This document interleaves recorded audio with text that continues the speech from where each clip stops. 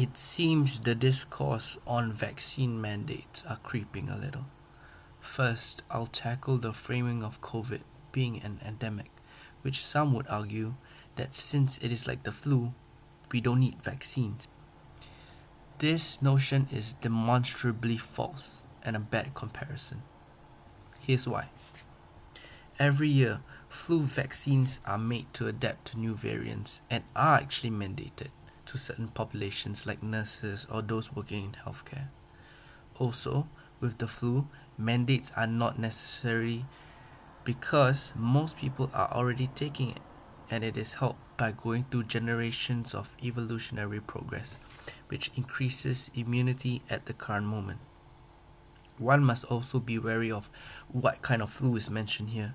If it was the Spanish flu, which killed over 500 million people, vaccines would have been greatly required here, but they did not exist yet. COVID is a whole different situation. It is 1. Unprecedented with no prior exposure to anyone, 2. Having a higher reproduction rate, and 3. Thus cannot be treated like the flu in arguing for natural herd immunity because that doesn't exist. And I quote, "Thanks to new research from renowned virologists and epidemiologists, we now know that natural immunity to the SARS-CoV-2 virus lasts only 3 to 9 months. The R or reproductive number for COVID-19 is between 2 to 3. That means in order to achieve herd immunity to COVID-19, 70% of the population would have to be infected every 9 months. Can you imagine what that would spell? Having the hospitals, having the ICU all filled up, having the economy destroyed for every 9 months.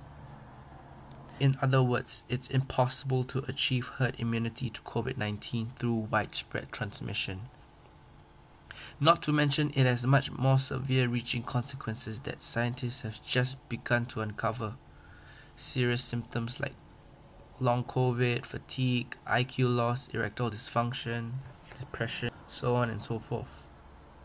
Furthermore, it stresses healthcare systems and financial stabilities on top of the current health crisis going on in each and every country. Next, we tackle the ethical dilemma surrounding a mandate. I find this to be quite a cheap argument as most people are not exactly sure what this entails. This does not mean the government can kick down your door at 3 a.m. and forcibly jab you as much as they want to.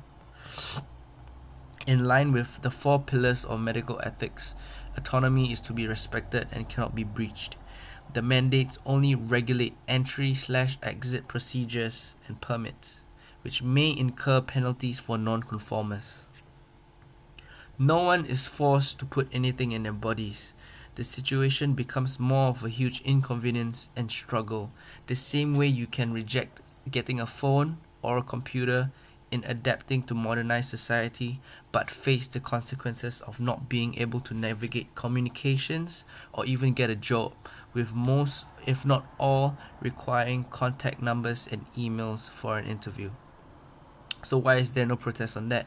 Isn't the government enabling the forcing of people to use their hard-earned money to adopt technology which can have harmful radiations to our bodies? OMG. Then, other baseless assumptions are like,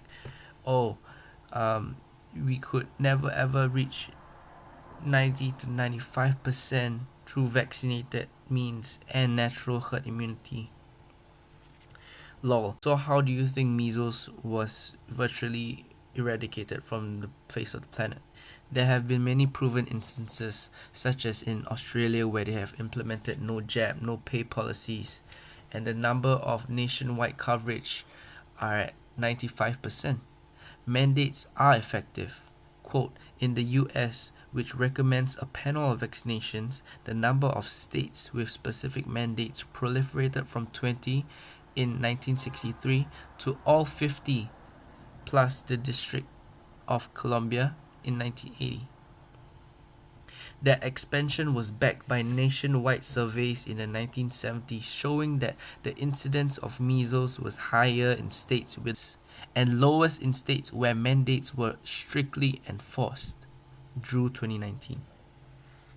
In a push for natural immunity again, they largely contradict their own argument for autonomy by saying we can just use masks, lockdowns, social distancing, contact tracing, and so on and so on. This typically requires mandates to occur too. If we don't have mandates for masks, lockdowns, social distancing, and so on, who's gonna do it? This argument then cannot hold in prospect, because if no one had followed the rules on masking and distancing by mandating it into law, the numbers we see in the studies would not be so effective. Therefore, this argument seems to reject mask or download or app autonomy, but promote vaccine autonomy. Pure contradiction. Lastly, some may even abstract the view onto a broader picture by dwelling into metaphysical arguments by saying how it is scary that the government can dictate what is and what is not in times of a crisis. You can simply bring back the focus and trap their points here. Simply ask them if they are for the current mandated vaccines such as MMR, chickenpox, and hepatitis B. If they say no, you can invoke irony by consequentialism. Say the fact that they are here or the fact that the family is even existing is wholly or some part actually due to the fact that those vaccines were mandated, which help curb the virus and spread indirectly and lowering their lethality.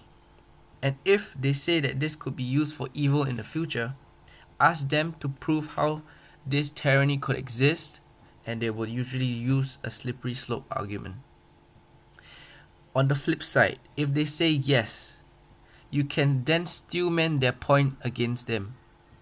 I would say there's a contradiction in their logic, because if they say in such grave times they question the government powers and dynamics, but in current conditions where these serious diseases such as that stems from MMR and chickenpox have been heavily contained, they're having no issue with being forced to take them. So that is why I'm in favor of vaccine mandates, and there's no real good reason to not support it otherwise.